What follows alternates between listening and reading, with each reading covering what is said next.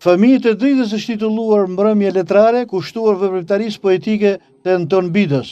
Në këtë veprimtari morën pjesë dashamirës të poezive të Bidës, krijues dhe qytetar, duke kthyer takimin në një festë të veçantë të fjalës dhe shpirtit krijues.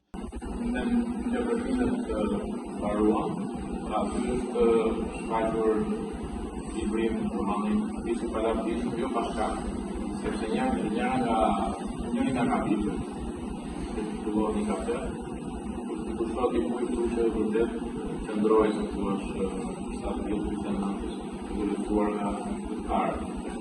Kërë në mund të është më jëgjënatë. Kështë dojë mund të dojtë të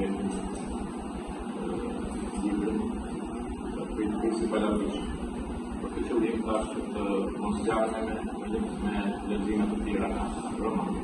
Përmes fjalës së aktores së teatrit të Durrësit Mimoza Marjanaku, vargjet e autorit preken shpirtin e pjesëmarrësve me mesazhet dhe ndjeshmërinë e tyre.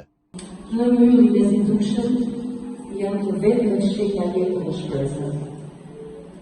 Me frikë në zemër, frymorët bëjnë të flamë, për gjumi ishtë aratësundare. Pas disa orësh, kur ende nuk ka zbartur, ndodh diçka çuditshme. Nga brenda temit zgjatet në ure gjatë të urit në bredë. 3 fëmijë të bukur si yje, kalojnë mbi të dhe poshta preki me rëra, vjen papritur mëngjesi. Udhë të mbarë, fëmijë të drejtës. Anton Bido është një penë talentuar e Durrësit që ka botuar disa libra të suksesshëm.